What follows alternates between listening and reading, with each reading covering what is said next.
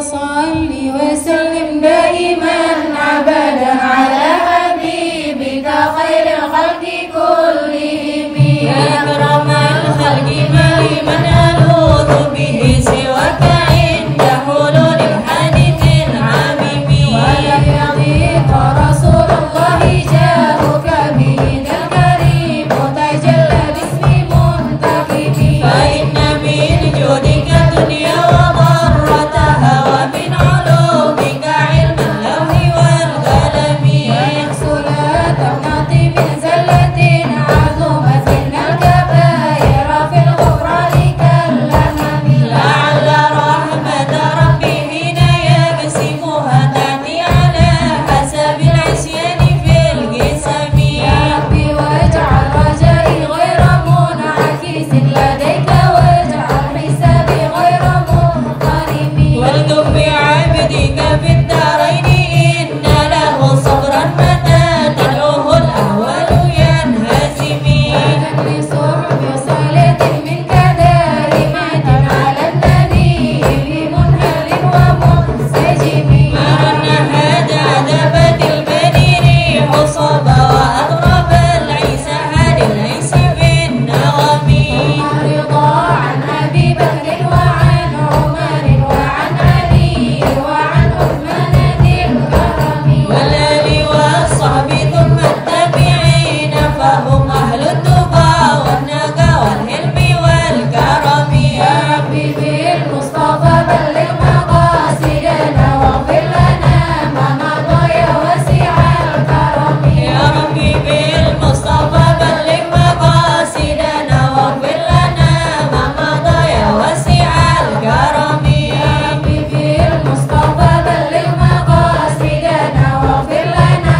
ما مضى يا واسع الكرم واغفر إلهي لكل المسلمين بما يتلون في المسجد الأقصى وفي الحرم بيته في طيبة حرم واسمه قسم في أعظم القسم وهذه بردة المختار قد ختمت والحمد لله في بدء وفي ختم آياتها قد أتت ستين معلمات فرج بها كربنا يا واسع الكرم فرج بها كربنا يا واسع الكرم واحفظ بها شيخنا يا رحم الأمم صل وسلم دائما أبدا على حبيبك خير الخلق كلهم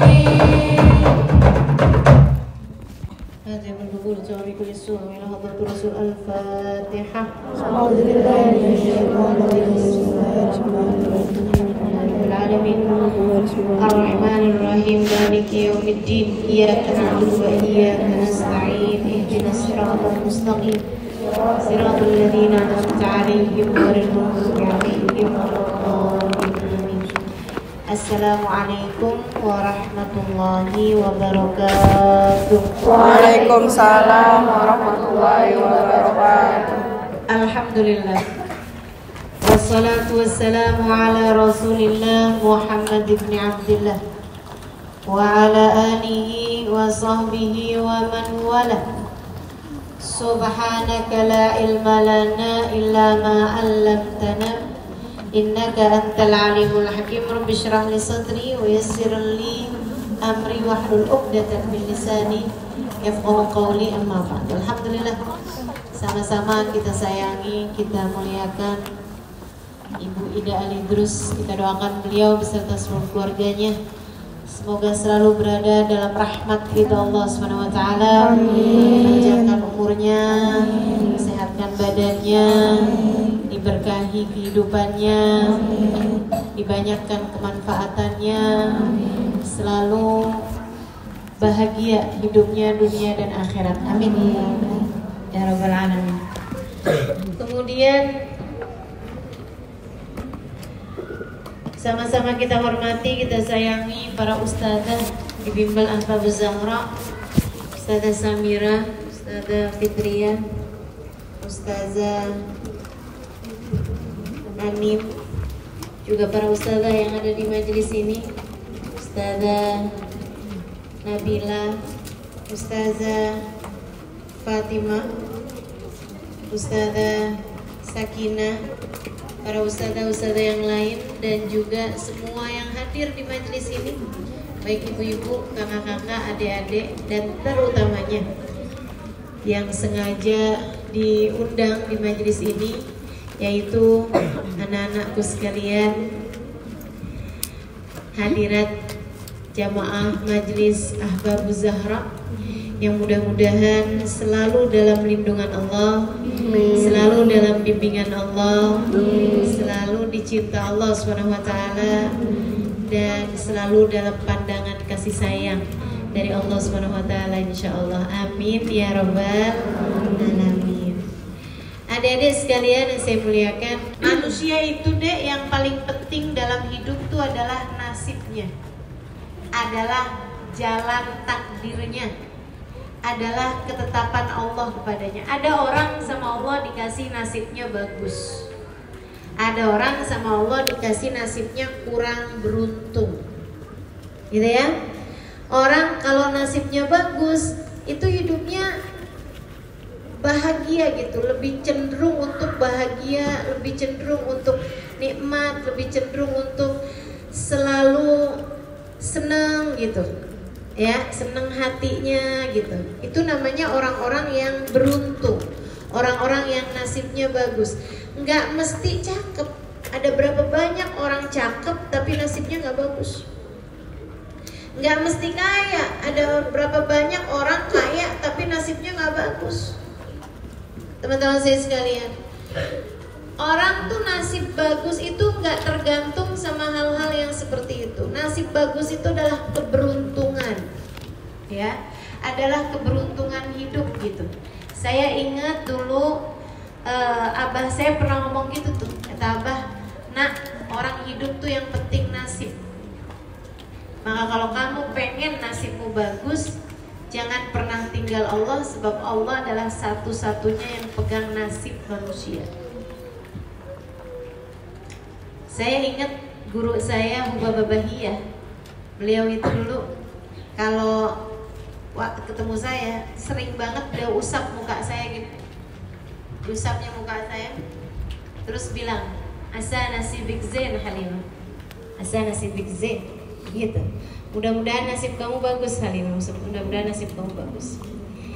Dan saya merasa bahwa doa Hubaba Bahiyah buat saya, setidaknya di dunia ini saya merasa doa beliau tuh mustajab gitu. Jadi saya biar kata nggak cakep-cakep amat, biar kata nggak kaya-kaya amat, biar kata nggak pinter-pinter amat, tapi saya merasa sebagai seseorang yang bernasib baik. Kalau nggak baik nasib saya nggak akan berkumpul di depan adik-adik pada sore hari ini. Saya nggak akan pegang mic di sini. Saya nggak akan ketemu sama kamu sebagai seseorang yang kamu dengarkan. Betul nggak? Betul. Nasib saya bagus. Nah, adik-adik sekalian, saya berharap mudah-mudahan nasib ini terus bagus gitu. Sampai dengan di akhirat nanti. Jangan sampai jatah saya dari bagusnya nasib hanya di dunia aja. Mudah-mudahan sampai di akhirat saya jadi orang yang beruntung, bernasib bagus, bisa pandang wajah Nabi Muhammad, bernasib bagus dengan dihisab dengan hisaban yang mudah, Amin. bernasib bagus meraih ridhonya Allah, bernasib bagus bisa masuk surga, bernasib bagus bisa berjumpa dengan perempuan-perempuan mulia, bernasib bagus dengan bisa mandang wajah Sayyidah Fatimah, bisa mandang Sayyidah Khadijah, bernasib bagus di padang mahsyar nanti gak dibikin panas, gak dibikin sakit, gak dibikin sulit. Saya berharap nasib saya terus bagus. Adik-adik, teman-teman saudaraku sekalian yang saya muliakan. Nah, kamu juga begitu. Hidup kamu tuh urusannya nasib. Nasib itu yang pegang Allah. Ada bukunya, buku nasib manusia. Namanya Lauhil Mahfuz. Dengerin, ini penting. Namanya Lauhil Mahfuz. Itu isinya buku nasibmu. Kapan kamu sakit, kapan kamu sehat, kapan kamu hadir majelis, kapan kamu sholatnya benar, kapan kamu nauzubillah ninggal sholat, misalnya gitu tuh ada catatannya tuh, ada catatannya tuh. Nasibmu itu, tahun kapan kamu menikah, tahun kapan kamu, semua nasib kamu tuh ada di situ tuh, gitu ya. Catatan kehidupan kamu tuh ada di situ teman-teman. Di buku namanya Lauhil Mahfuz, namanya Ummul Kitab, bukunya terletak di Lauhil Mahfuz, ya.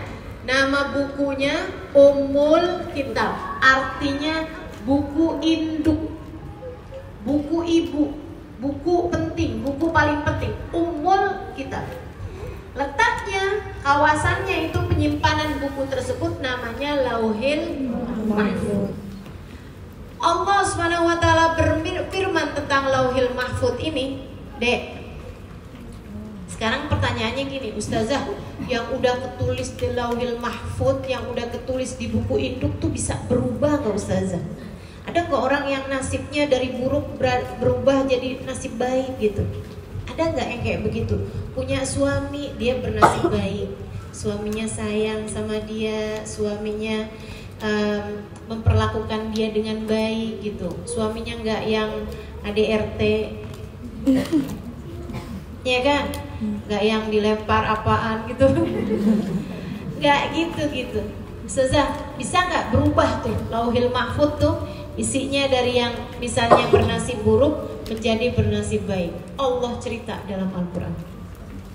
A'udzu billahi minasyaitonir rajim.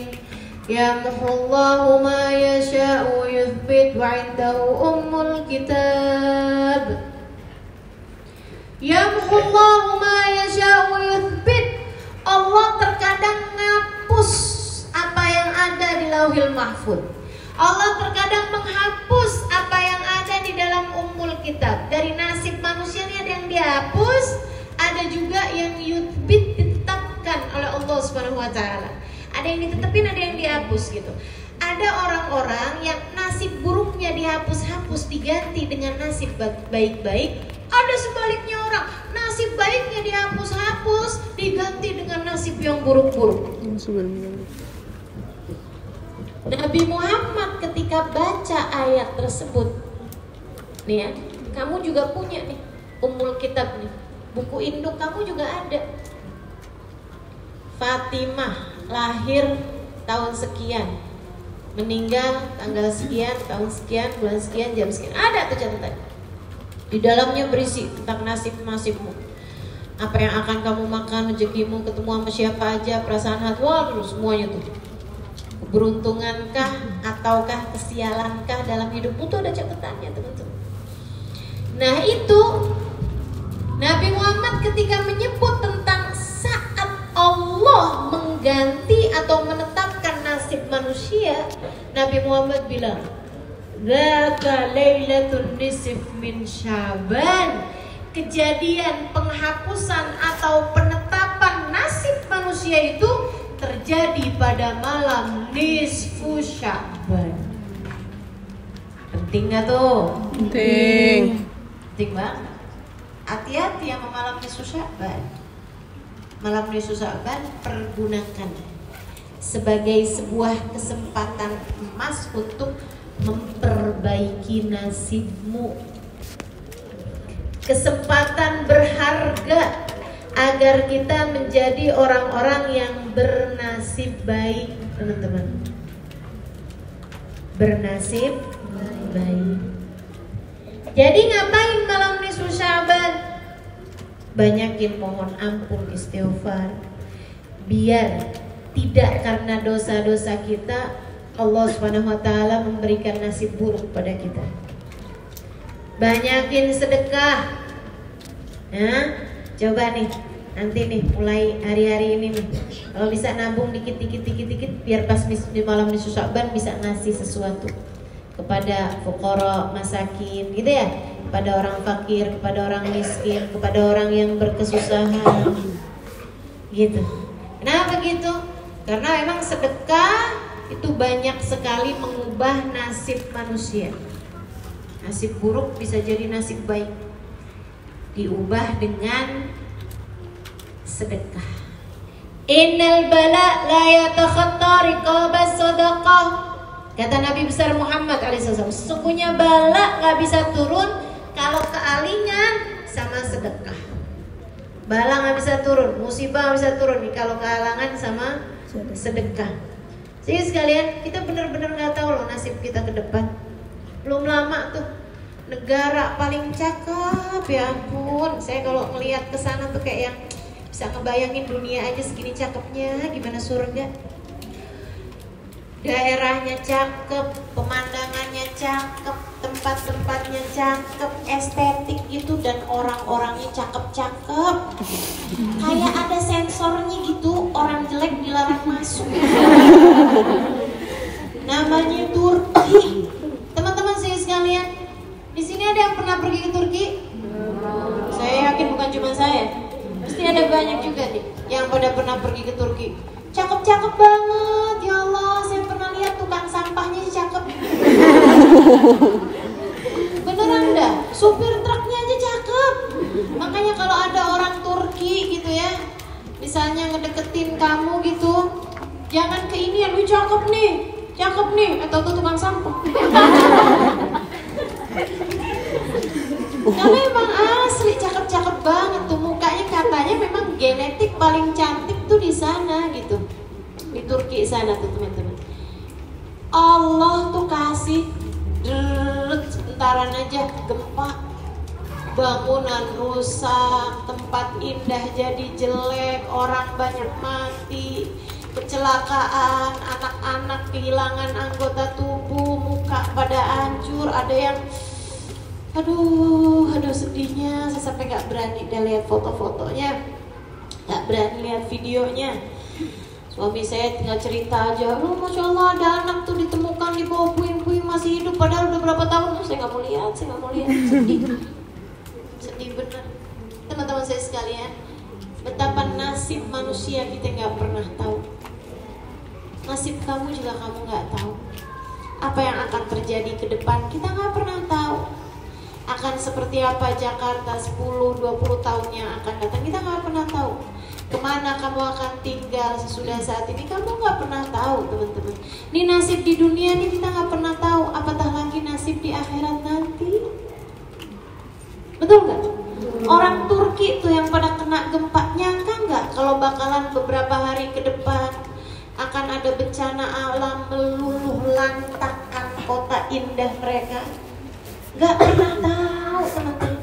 Orang di Aceh gak pernah tahu. Saudara sekalian saya muliakan, nasib orang tuh gak ada yang tahu, gak ada yang tahu. Maka kamu sebagai hamba mesti baik-baik sama yang pegang nasib, mesti pinter-pinter cari muka sama yang pegang nasib, mesti pinter-pinter nyari ridho Allah Subhanahu wa ta'ala sebagai sang pemegang nasib. Jangan main-main sama nasib, saudara sekalian. Jangan main-main sama takdirnya Allah Subhanahu wa ta'ala, jangan main-main. Kita hancur kalau Allah menetapkan nasib buruk bagi kita, tidak di dunia apatah lagi di akhirat nanti. Maka malam nisfu Sya'ban kesempatan emas. Malam nisfu Sya'ban kesempatan berharga untuk kita mengubah, untuk Allah Subhanahu wa ta'ala menetapkan nasib baik bagi kita atau mengubah nasib buruk kita menjadi nasib baik, insya Allah. Maka sekalian, selain daripada tuh yang pertama apa tadi? Istighfar, minta maaf Allah. Kemudian yang kedua apa tadi? Sedekah. Sedekah ya, ada sedekahnya lah yang kita kerjakan di malam nisfu Sya'ban, kita usahakan seperti itu. Kemudian yang ketiganya, adik-adikku sayang, amalkan apa yang diamalkan oleh para ulama-ulama kita yang banyak mengatakan bahwa ini bersandar dari apa yang dilakukan oleh para sahabat Nabi Muhammad. Bahkan ada juga yang mengatakan bahwasanya ini bersanad kepada baginda Nabi besar Muhammad Sallallahu Alaihi Wasallam. Meskipun memang sampai saat ini para ulama belum, maksudnya tidak tidak menemukan ada hadis yang menceritakan hal ini secara detail. Akan tetapi adik-adik saudaraku sekalian, amalan ini dilakukan oleh para ulama sepanjang zaman sampai ke zaman sekarang ini. Kalau ada yang bilang misalnya, itu ulama-ulama Indonesia aja tuh ngajarin yang nggak diamalin menabi tuh perkara bid'ah tuh, baca Yasin 3 kali gini gitu, ada niatan ini itu, nggak pernah diajarin sama Nabi Muhammad. Nggak gitu kok. Saya ini kan belajarnya nggak cuma di Indonesia biar kata gini-gini juga.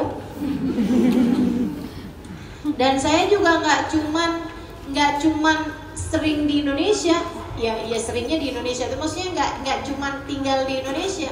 Saya juga sekali jalan-jalan ke negeri Malaysia, ke negeri Singapura, ke negeri Brunei. Saya juga sekali jalan agak jauhan tuh ke Uni Emirat Arab, ke Mesir. Adik-adik saudaraku sekalian yang saya muliakan, ke mana-mana negara juga, ke Australia juga, dan ke tempat-tempat yang lain. Nah, saya perhatikan amalan malam nisfu Sya'ban tidak hanya diamalkan oleh orang-orang di Indonesia, akan tetapi di berbagai macam belahan dunia. Dan saya ingat hadisnya baginda Nabi besar Muhammad sallallahu alaihi wasallam, lan yajtami' ummati ala dhalalah, umatku tidak akan bersepakatan dalam kebatilan. Umatku tidak akan sepakat dalam perbuatan batil, dalam perbuatan gak benar, dalam kesesatan tuh umatku gak akan sepakat.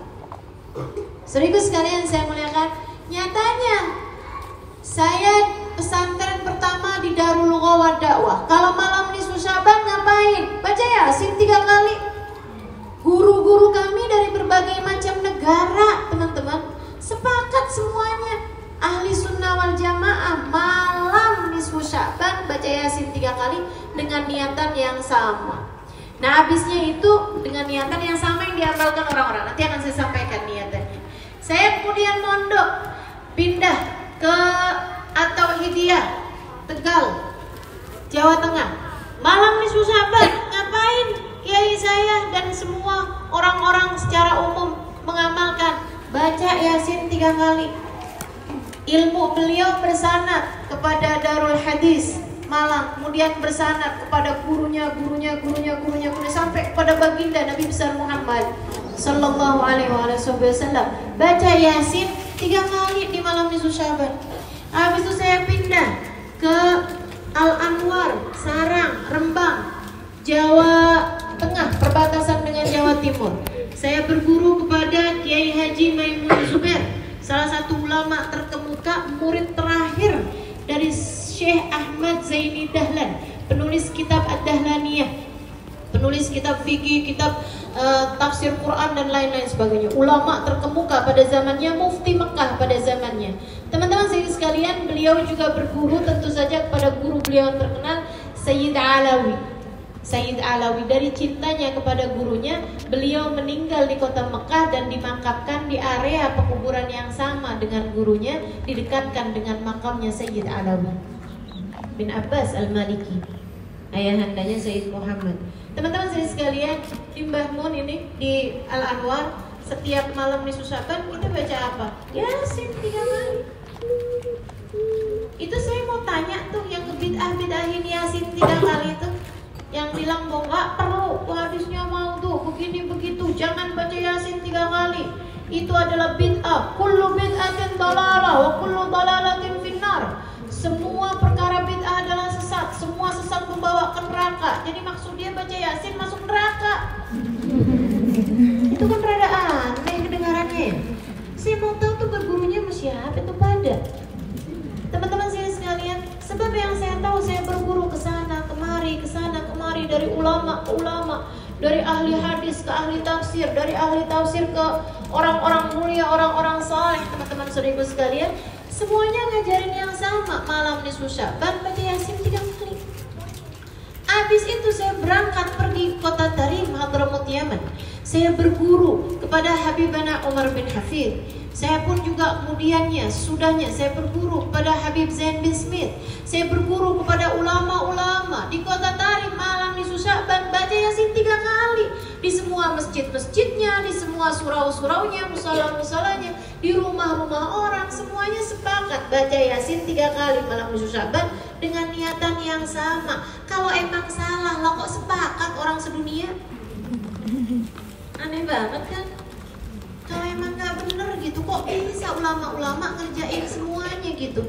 Saya sih ya, andai saya nggak ketemu ininya, sandarannya, nggak ketemu apanya, saya akan kerjain yang dikerjain sama guru-guru saya. Biar kenapa? Biar di akhirat saya ada di belakang mereka, udah pasti.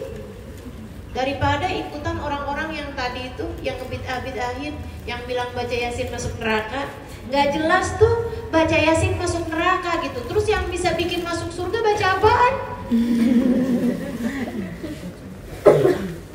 Saudaraku sekalian yang saya muliakan, Yasin likulli syai'in qalb wa qalbul Qur'an Yasin. Segala sesuatu ada hatinya, dan hatinya Al-Qur'an adalah surat Yasin. Dalam hadis yang lain Nabi Muhammad mengatakan, Yasin lima quri'at laha. Surat Yasin tergantung niat bacanya mau buat apa. Ada niatan-niatan, kamu punya niat baca Yasin diijabah Allah SWT, karena Yasin tergantung niat bacanya mau buat apa. Ya udah saya ikutin aja hadisnya Nabi Muhammad, saya ikutin perlakuan para ulama, saya ikutin amalan yang telah diajarkan oleh para ulama-ulama sampai di zaman sekarang ini. Mudah-mudahan kita nanti dari dunia hingga akhirat digiring di belakang mereka. Amin ya rabbal alamin. Jadi adik-adik sekalian yang saya muliakan, malam nisfu Sya'ban baca Yasin berapa kali? 3 kali.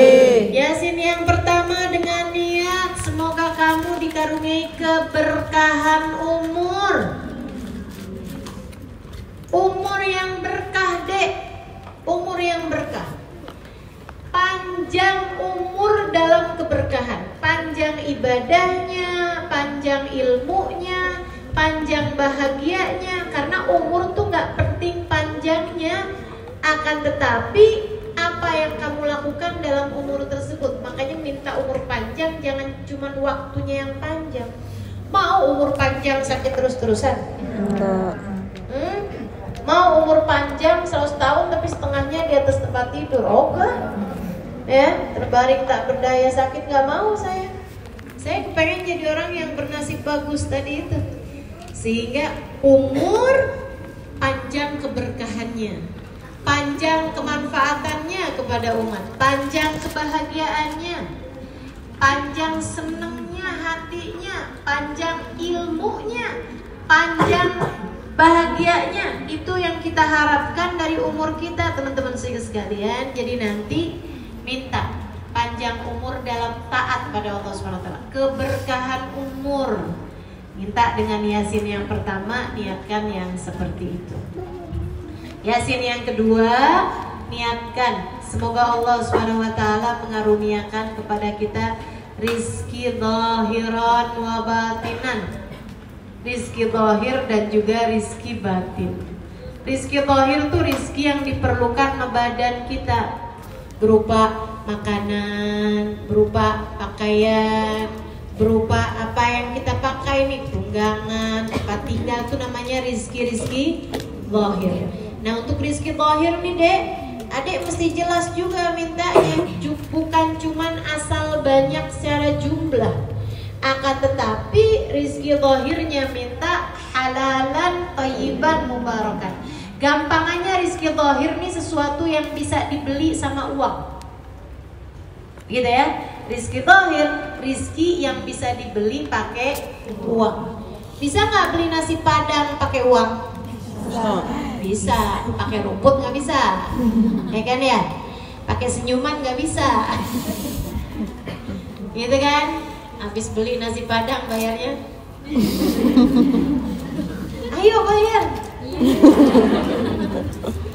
Kata Nabi Muhammad, senyum kita adalah sedekahnya, saya bayar pakai senyum aja. Ya kamu diusir sama yang jual nasi padang ya. Jadi teman-teman sekalian, itu namanya rizki zahir, rizki yang bisa dibeli pakai uang. Baju bisa nggak dibeli pakai uang? Bisa. Tas bisa nggak dibeli pakai uang? Bisa. Sepatu, begitu kan ya? jam tangan, cincin, handphone. Ini barang-barang yang bisa dibeli pakai uang, ini namanya rizki lohir. Tunggangan, kemudian lagi rumah, tempat kita tinggal, tempat tidur, itu semuanya namanya rizki lohir teman-teman. Rizki yang bisa dibeli sama uang. Nah yang kayak beginian mesti jelas mintanya halalan, thayyiban, mubarakan. Yang halal, yang thayyib, dan yang berkah. Apa itu yang halal? Komposisinya halal, teman-teman. Komposisinya halal. Yang halal, kalau makanan berarti tidak mengandung babi, tidak mengandung khamr misalnya gitu ya. Tidak ada barang-barang najis di dalam makanan tersebut yang memang nggak boleh dimakan. Yang kayak begituan berarti makanannya halal. Nggak ada hal-hal yang hukumnya haram untuk dikonsumsi. Kalau pakaian, ya berarti kalau dia adalah pakaian buat laki-laki tidak terdiri dari sutra, begitu kan, di atas 50% gitu. Itu artinya thayyib dan juga itu artinya halal. Teman-teman sekalian, termasuk juga kalau kita nih pakai pakaian yang halal, artinya pakaiannya tersebut ketika dibuat tidak ada terdiri dari barang-barang yang hukumnya najis. Begitu sekalian. Soalnya banyak tuh kayak sepatu dari kulit BABI gitu kan, ada tuh gitu kan. Itu hukumnya berarti rezeki, akan tetapi tidak halal. Halalan thayyiban. Thayyiban itu dek, barangnya bisa jadi halal tapi dibelinya pakai duit haram. Duit haram tuh duit kayak gimana? Duit hasil korupsi, itu duit haram. Adik-adik sekalian, uang hasil nyuri itu hukumnya haram. Ngambil duitnya orang tanpa seizinnya kemudian dipakai. Bahkan buat ibu-ibu juga nih, bilangin mak-maknya jangan suka ngambil duitnya. Duitnya suami gitu kan ya. Jangan ngambil duitnya suaminya. Jangan kalau misalnya lagi nyuci terus pas lagi dirogoh-rogoh sebelum nyuci tuh ternyata nemu duit. Jangan dianggap alhamdulillah rezeki istri soleha. Itu bukan punyamu. Kalau kamu mau halal ya mesti minta izinnya kepada suami. Mohon maaf ya, barang yang sudah ditemukan tidak bisa dikembalikan. Gitu kan. Nah, jadi begitu teman-teman sekalian, harus yang thayyib. Yang thayyib artinya bukan milik orang lain, nggak dapat dari hasil nipu, nggak dapat dengan jualan tapi dengan menipu. Ada cacatnya, ada aibnya nggak dibilangin, itu nipu namanya. Halo? Ya, jadi kita berusaha untuk mendapatkannya lewat jalan yang halal, lewat jalan yang halal, sehingga hartanya jadi harta yang thayyib. Kemudian yang ketiganya rezekinya rezeki yang berkah. Rizki itu kalau berkah, dagang dengan penuh takwa, dagang dengan penuh cinta, itu kalau dipakai buat barang-barang bagus, gampang. Rezeki itu kalau halal dan berkah, teman-teman sekalian, itu selalu mengalirnya kepada kebaikan-kebaikan. Akan tetapi rizki kalau dari jalan yang haram, kepakainya bakal buat sesuatu yang haram-haram juga. Saya ceritain. Saya punya kiai itu ya, yang di Tegal, satu waktu cerita, hati-hati Syarifah dari harta yang haram, karena itu nanti akan merusak kehidupan kita dan akan larinya kepada hal-hal haram terus-terusan. Beliau kemudian bilang, emang tuh uang tuh kalau halal dia akan nyari pemilik-pemiliknya dan semuanya urusan-urusan halal. Tapi kalau misalnya haram, dia juga bakalan nyari tuh pemilik-pemiliknya yang haram-haram semuanya gitu.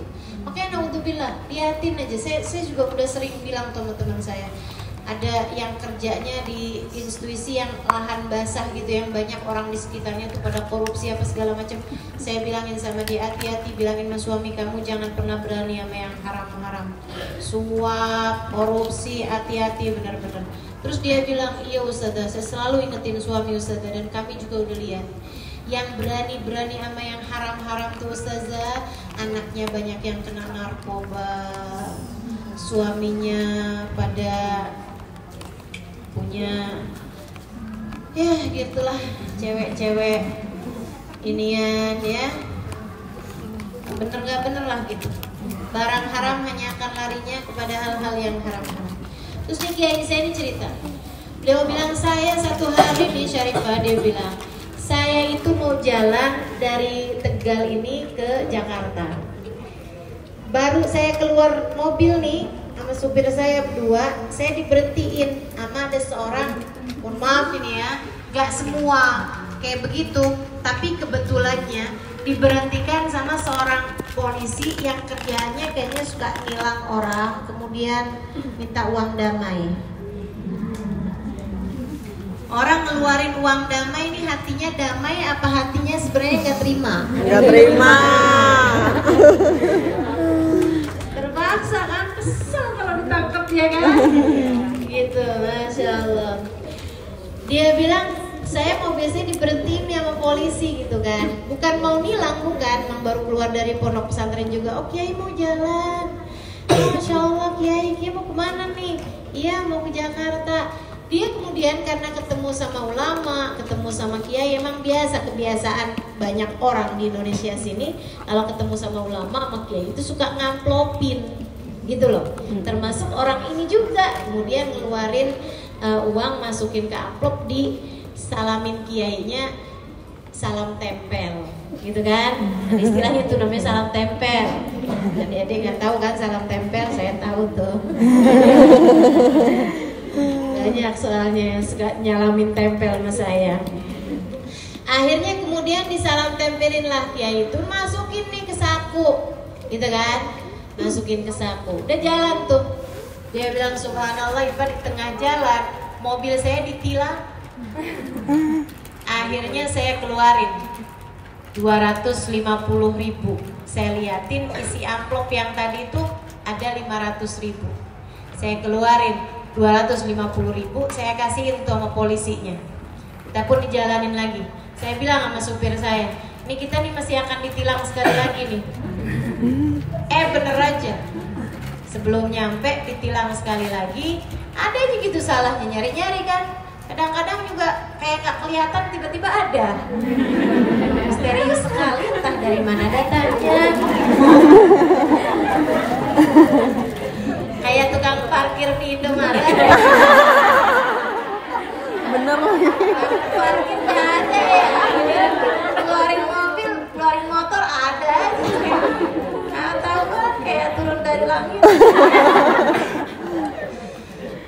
Akhirnya beneran ditilang lagi, sekali lagi keluarinlah 250 itu.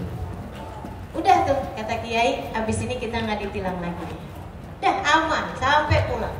Si supir ini rupanya kayak penuh pertanyaan gitu. Kiai kok bisa tahu, masya Allah kiai ini.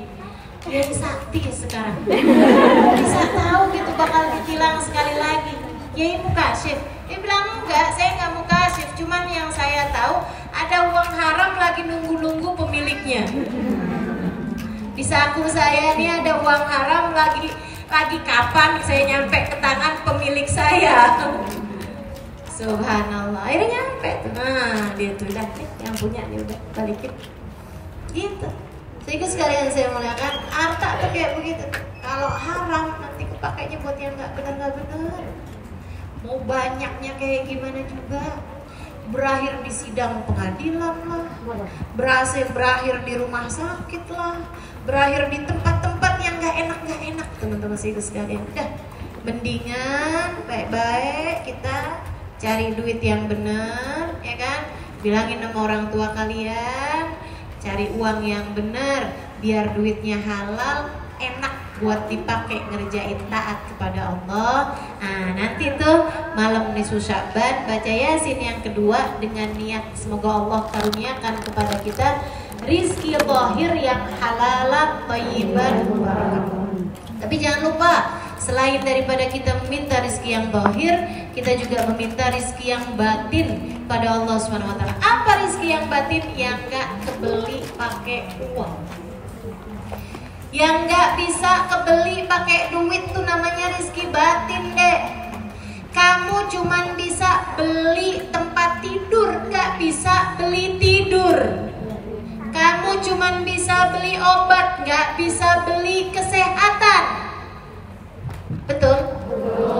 Kamu cuman bisa beli makanan, akan tetapi kamu gak bisa beli kebahagiaan. Kita cuma bisa beli rumah, tapi ketenangan dalam rumah, cinta di antara sesama yang ada di dalam rumah, itu namanya rizki batin yang gak bisa kebeli pakai uang. Rizki punya hati yang damai, rizki punya hati yang bahagia, rizki punya lisan yang kalau bicara bagus, rizki punya akal yang ada imannya, rizki punya badan yang sehat. Adik-adik serius sekalian, rizki punya orang tua yang menyayangimu, rizki punya saudara yang sayang padamu, rizki punya guru yang membimbing kamu dalam kehidupan. Itu adalah rizki batin yang harus kamu minta. Rizki punya teman yang baik-baik, yang ngajakin kepada kebaikan, itu adalah rizki batin yang harus juga kamu minta. Rizki diberi kemudahan untuk hadir majelis taklim. Teman-teman serius sekalian yang saya muliakan, ini adalah rizki batin yang gak bisa kebeli pakai duit. Betul apa enggak? Gak bisa tuh. Biar kamu punya temen yang sayang sama kamu duitin.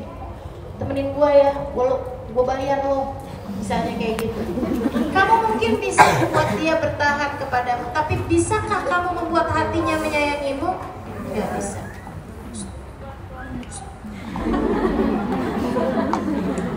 Sehingga sekalian yang saya muliakan, adik-adik semuanya, maka minta rizki zahir yang halalan thayyiban mubarakan, minta rizki batin pada Allah Subhanahu wa ta'ala. Semua yang kita perlukan, kasih sayang, cinta dan lain sebagainya, kita minta pada Allah Subhanahu wa ta'ala. Khair, lutuf, afiyah, itu adalah rizki batin yang harus senantiasa kita mintakan kepada Allah. Adanya sehingga sekalian yang saya muliakan, rizki iman, rizki sifat-sifat baik dalam hati, rizki diberi qanaah, diberi syukur, diberi tawadhu, diberi sabar. Itu rizki batin yang gak bisa kamu beli pakai duit. Kamu gak bisa tuh datang ke toko, ke apotik misalnya, saya minta dong vitamin untuk bikin saya lebih qanaah. Jadi minta dong suplemen iman. Minta dong himmah ibadah. Gitu ya. Gak ada yang jual, yang punya Allah. Allah yang bisa ngasih kepada kita. Rizki berupa akhlak mulia, ada banyak hal. Rizki berupa cinta kepada orang soleh. Rizki berupa dicintai orang-orang soleh. Waduh, itu udah gak kebeli teman-teman sekalian. Gak kebeli. Kamu harus minta kepada yang punya. Siapa yang punya? Allah SWT. Yasin kedua niatin seperti itu. Kemudian yang terakhir membaca Yasin yang ketiga dengan niat semoga kamu dikaruniai husnul khotimah, kematian yang baik. Di saat meninggal dunia, kamu meninggal dunia dalam keadaan baik. Kematian yang paling ringan, kematian yang paling nikmat, teman-teman sekalian. Masya Allah, Masya Allah. Dan itu tuh ya, kalau dibilang mahal, nggak mahal juga, bisa gitu kita raih. Kalau dibilang murah, nggak murah juga, sebab nggak semua orang dikasih. Kalau rizki yang dohir-dohir tadi tuh malah banyak yang dikasih. Biar kata orang-orang dimurka sama Allah, orang-orang nggak beriman sama Allah, banyak yang dikasih usaha yang halal gitu kan. Usahanya gede, jualan ini, jualan itu, besar gitu. Dia dikasih sama Allah rezeki-rezeki yang dohir seperti itu teman-teman. Akan tetapi kalau rezeki yang batin dalam husnul khatimah hanya hamba-hamba tercinta di sisi Allah yang dikaruniakan. Makanya kita benar-benar mesti minta sama Allah yang khusyuk, sebab yang bisa menetapkan iman Islam saat kematian kita datang hanyalah Allah Subhanahu wa taala.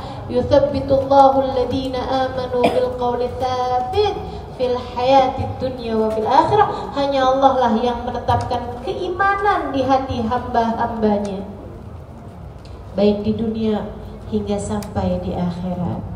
Ini adik-adik, kita mesti benar-benar minta sama Allah Subhanahu wa taala, ya Allah, ya Allah biha, ya Allah biha, ya Allah bihusnil khatimah, ya Allah biha, ya Allah biha, ya Allah bihusnil khatimah.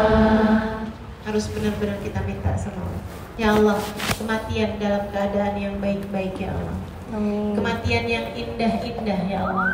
Sehingga sekalian yang saya muliakan, itu tadi yang saya bilang ya, kalau dibilang barang mahal, ya nggak mahal juga sih. Nyatanya ada orang-orang di sekeliling saya yang dikasih kematian yang indah gitu. Ada tuh teman saya, dia pernah nanya sama saya, Ustazah, kalau meninggal dunia tuh malam hari Jumat gitu, malam Jumat bagus Ustazah. Bagus saya bilang. Orang tuh kalau meninggal, asalkan meninggal bawa iman, jatuhnya hari Jumat atau malam Jumat, dia aman dari azab kubur. Selamanya Ustazah? Iya selamanya. Oh. Kapan waktu lagi? Dia nanya lagi, Ustazah, kalau meninggal bulan Rabiul Awal bagus Ustazah? Saya bilang bagus. Nabi Muhammad tuh meninggalnya bulan Rabiul Awal, sebagaimana Nabi Muhammad juga wafat, sebagaimana Nabi lahir Rabiul Awal, Nabi juga wafat di bulan Rabiul Awal. Makanya saya sering bilang, orang tuh kalau Rabiul Awal, peringatan tentang Nabi Muhammad memang jatuhnya Rabiul Awal. Peringatan kelahiran Rabiul Awal, peringatan bi'tsah Rabiul Awal, peringatan wafat juga Rabiul Awal. Bikin haul Nabi Muhammad Rabiul Awal juga jatuhnya gitu. Terus dia bilang, kapan lagi? Nanya lagi. Dia bilang, Ustazah, waktu paling bagus tuh kapan sih? Saya bilang, sepertiga malam terakhir itu adalah waktu yang terbaik. Buat meninggal juga Ustazah? Iya, buat meninggal juga itu juga mau waktu yang terbaik, karena waktu turunnya rahmatnya Allah SWT. Kapan waktu? Dia meninggal dunia malam Jumat bulan Rabiul Awal sesaat menjelang subuh. Teman saya biasa sama dia, bisa jalan bareng dia gitu. Meninggal kayak gitu, biasa-biasa aja orangnya. Ya itu dia yang saya bilang gitu. Karena memang husnul khatimah itu sesuatu karunia dari Allah SWT. Allah kasih kalau kamu minta. Kalau kamu gak minta, belum tentu dikasih, kan gitu. Sebab kita memang akan diberi sesuai dengan apa yang kita minta gitu. Sehingga sekalian saya muliakan, nih 3 bulan yang lalu Umi saya meninggal. 3 bulan 10 hari, baru habis 100 harian saya beberapa hari yang lalu. Saya ketika melihat Umi saya meninggal, saya tahu bahwa ternyata husnul khatimah adalah sesuatu yang dekat sebenarnya, asalkan kita berkehidupan dengan kehidupan yang baik. Sehingga sekalian saya muliakan, 5 hari sebelum itu saya ada bahas mengenai kematian di majelis di Indramayu bersama dengan umi saya gitu. Umi saya hari itu masih sehat, bahkan beliau yang baca doa maulid di majelis besar di dekat rumah kami di Indramayu sana. Waktu itu turun hujan, sehingga saya akhirnya kemudian bilang, kalau hujan begini nih waktu kita berdoa, ibu-ibu mari kita berdoa. Kita minta kepada Allah rahmatnya Allah mengiringi langkah perjalanan kita di saat ajal nanti menjemput kita. Kita doa, ya Allah rahmati saya kalau kematian datang menjemput saya. Ya Allah rahmati kita ya Allah saat kematian menjemput kita ya Allah. Jangan kasih haus. Saya sebelumnya itu bercerita bahwa yang paling diperlukan manusia di saat hidup di dunia, di saat mati juga adalah rahmatnya Allah. Saya cerita bahwa di saat ajal datang menjemput, itu orang dikasih haus. Kalau sakaratul maut tuh adik-adik, itu dikasih haus yang membuat orang tuh kalau meninggal dunia rata-rata mulutnya terbuka, mulutnya nganga. Hampir semua orang meninggal dunia mulutnya terbuka. Kenapa? Haus.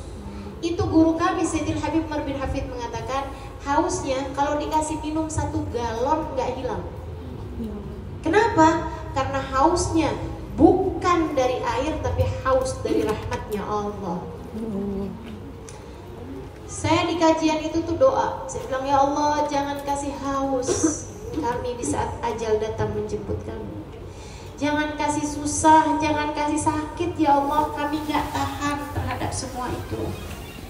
Saya doa Umi, saya nangis doa terus. 5 hari kemudian Umi saya meninggal dunia. Teman-teman sih sekalian, adik-adik semuanya, Umi saya waktu meninggal dunia itu, adik saya yang saat itu berada bersama dengan Umi, saya bilang, maaf saya nggak tahu kalau Umi mau meninggal. Saya malah panggil suster karena saya nggak tahu kalau itu Umi mau meninggal. Dia bilang karena Umi mau meninggal itu nggak kenapa-napa. Maksudnya Umi saya itu nggak kelihatan kesakitan, nggak kelihatan kehausan. Dia bilang sama saya, Kak Ima waktu itu bilangnya katanya orang kalau mau meninggal kehausan. Umi nggak kehausan Kak, Umi bahkan nggak buka mulut, Umi bahkan nggak minta air. Dia bilang Umi nggak minta itu semuanya. Saya sampai kayak merasa kecolongan gitu. Dia bilang, Umi saya itu nggak kenapa-napa, nggak kehausan, nggak kesakitan, nggak kehausan, nggak kenapa-napa. Beliau hanya sekilas menggigit bibirnya, kemudian berkata, ya Rasulullah, ya Rasulullah, ya Rasulullah. Menghembuskan nafasnya yang terakhir dengan diiringi senyuman sesudah berulang-ulang kali memanggil ya Rasulullah. Kayak punya cinta gitu. Dan memang Umi, subhanallah, cintanya Nabi Muhammad luar biasa. Hiburan buat Umi itu baca maulid. Hiburan buat Umi kalau di rumah tuh buka channel YouTube saya buat dengerin saya bercerita tentang Nabi Muhammad gitu. Buka YouTube dari ulama-ulama, ustadz-ustadz yang lain-lain juga dengerin, terutamanya tentang Nabi besar Muhammad SAW. Belakangan kayak 3 bulan sebelum kewafatan beliau, Umi saya suka bilang, Umi kangen sama Rasulullah, ya Allah, Umi pengen ketemu sama Rasulullah. Gitu. Kakak saya suka bilang gitu, Mi, ketemu sama Rasulullah mah boleh aja Mi, kan gak harus meninggal Mi. Kayak nada Umi tuh kayak mau meninggal aja gitu. Mi kangen sama Rasulullah, Mi pengen ketemu sama Rasulullah, kayak gitu. Subhanallah. Saat meninggal dunia, saya lagi di sini, lagi di Jakarta, saya lagi mimpin maulid, adik-adik. Saya lagi mimpin maulid, saya lagi qiyam, saya lagi doa, benar-benar ucap salam. Saya bilang, Rasulullah tolong liatin Umi saya, tolong liatin Umi saya. Dia adalah umatmu dan dia sangat mencintai. Subhanallah, dedek saudara sekalian, Umi saya meninggal dunia dalam keadaan sangat mudah. Dan subhanallah, itu jenazahnya waktu dikuburin, adik-adik jalan dari pondok pesantren kami di Indramayu sana menuju ke pemakaman Habib Muhammad bin Abdurrahman Asgaf, kakeknya Umi saya, itu jenazahnya lari. Sampai yang ngikutin tuh ikut lari-lari juga gitu. Saya baru tahu ada cerita jenazah lari itu waktu saya melihat Umi saya. Jenazahnya beneran lari, sampai kakak saya, abang saya tuh yang kepengen ikut nganterin di dalam kubur, itu sampai harus ambil sepeda motor buat ngejar jenazah. Dibawanya tuh sampai lari-lari. Yang bawa jenazahnya dia bilang, kita tuh sampai kayak keduluan terus, kayak lagi dikejar-kejar gitu, subhanallah. Kayak enggak sabar lagi untuk berjumpa dengan kekasih hatinya. Masya Allah. Jadi adik-adik saudaraku sekalian, kematian yang indah itu ternyata memang beneran ada. Kematian yang indah itu ada. Dan itu dekat dengan kehidupan kita. Sekurangnya dekat dengan kehidupan saya. Dan bukankah saya dekat dengan kehidupanmu? Maka kematian-kematian yang indah sangat dekat dengan kehidupan kita. dan kita pun bisa menjadi salah satu dari yang meraihnya jika kita sungguh-sungguh meminta kepada Allah Subhanahu wa Ta'ala.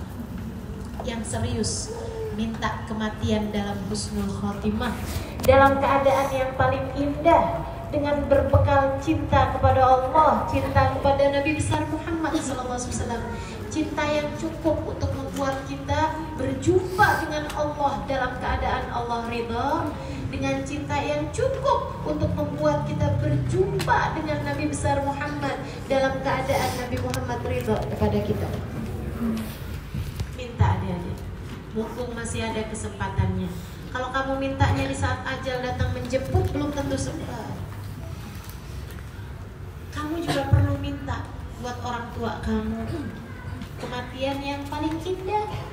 Insya Allah Allah ijabah kok kalau kita minta. Allah kan zat yang maha baik, kalau kita minta dikasih.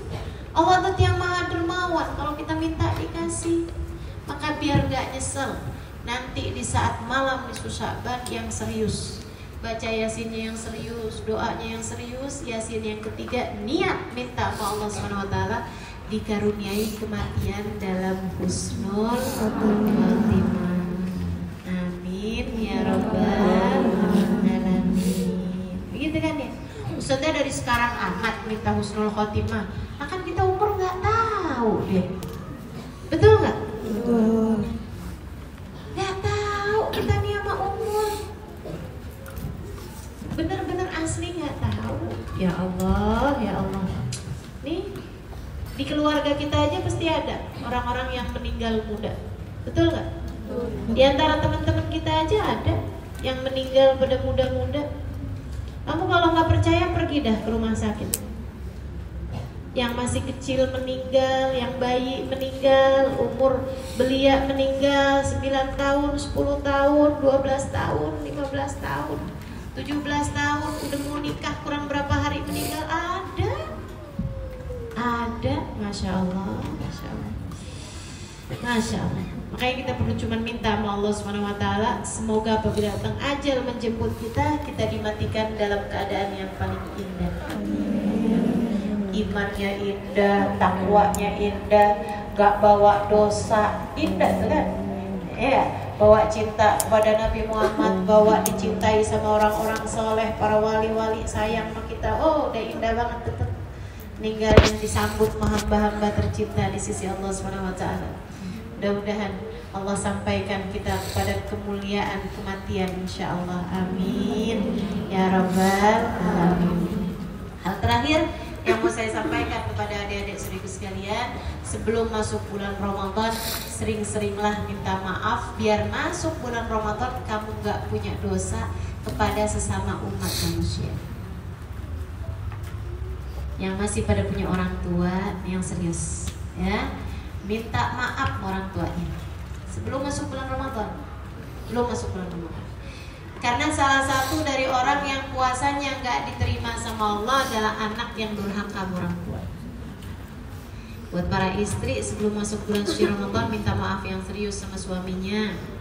Atau adik-adik bisa bilangin mamahnya, "Ma, kata ustazah, Ma, sebelum bulan Ramadan minta maaf Ma, sama ayah, sama papa," misalnya gitu kan. Minta maaf sama abah gitu.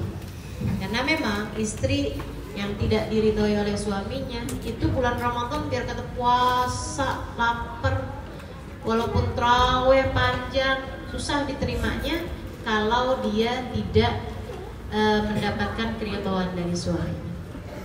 Gitu ya. Termasuk juga ikhwan mutasariman. Arba mahrum min rahmat Ramadan. 4 kelompok orang ini terhalang dari rahmatnya Allah di bulan Ramadan. Salah satunya adalah ikhwan mutasariman. Ikhwan mutasariman adalah orang yang sedang bertikai, orang yang lagi musuhan, gak akuran. Itu adik-adik seribu sekalian, puasanya gak diterima sama Allah SWT. Jadi kamu lagi musuhan sama siapa nih, lagi bertengkar sama siapa gitu ya, lagi gak akuran sama siapa, itu periksa lagi. Sebelum masuk bulan suci Ramadan harus udah ada rasa saling maafkan, agar Ramadanmu layak diterima sama Allah. Makanya menurut saya tuh kayak mohon maaf lahir dan batin, selain daripada hari Lebaran juga diperlukan sebelum Ramadan ini malahan. Mestinya tuh pantas-pantasnya selain daripada nanti Lebaran juga nggak apa-apa juga ya, mohon maaf lahir batin gitu kan.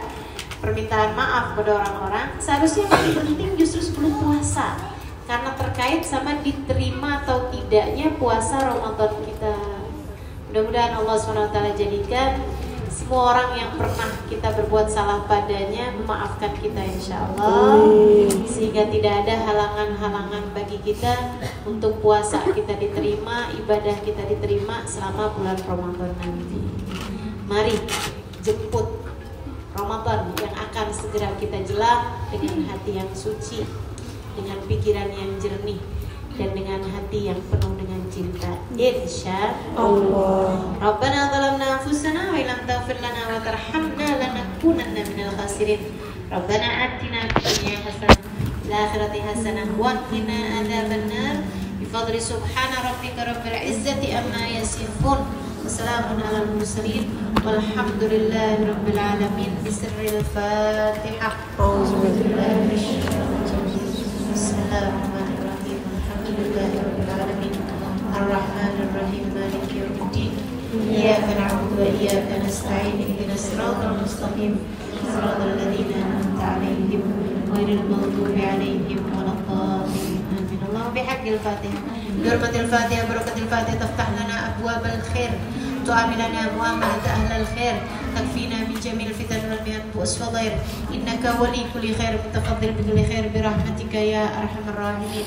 اللهم إنا نسألك زيادة في الدين، بركة في الأمور، وصحة في الجسد، سعادة في الرزق، وتوبة قبل الموت، شهادة عند الموت، مغفرة بعد الموت، وعفوا عند الحساب، وأمانا من العذاب، ونصيبا من الجنة، ورزقنا النظر إلى وجهك الكريم. اللهم عافنا من بلائك وأوزعنا شكر نعمتك وأذقنا برد عفوك وحلاوة مناجاتك. يا مقلب القلوب ثبت قلوبنا على دينك. يا محول الأحوال حول حالنا إلى أحسن الحال وعافنا من أحوال أهل الضلال وفعل الجهال. اللهم بارك لنا في شعبان وبلغنا رمضان وأعنا على الصيام والقيام وقراءة القرآن وقنعنا بالقليل من الطعام والمنام والكلام. اللهم بارك لنا في شعبان وبلغنا رمضان وأعنا على الصيام والقيام وقراءة القرآن وقنعنا بالقليل من الطعام والمنام والكلام. اللهم بارك لنا في شعبان وبلغنا رمضان وأعنا على الصيام والقيام وقراءة القرآن وقنعنا بالقليل من الطعام والمنام والكلام. بفضل سبحان ربك رب العزة عما يصفون. سلام على المرسلين walhamdulillahi rabbil alamin. Mudah-mudahan bermanfaat. Terima kasih. Wa'afu minkum. Wassalamualaikum warahmatullahi wabarakatuh. Natawassal bil hubaba wal batur lil mustafa wan nabi thumma sahaba fa'asa da'wahu jana.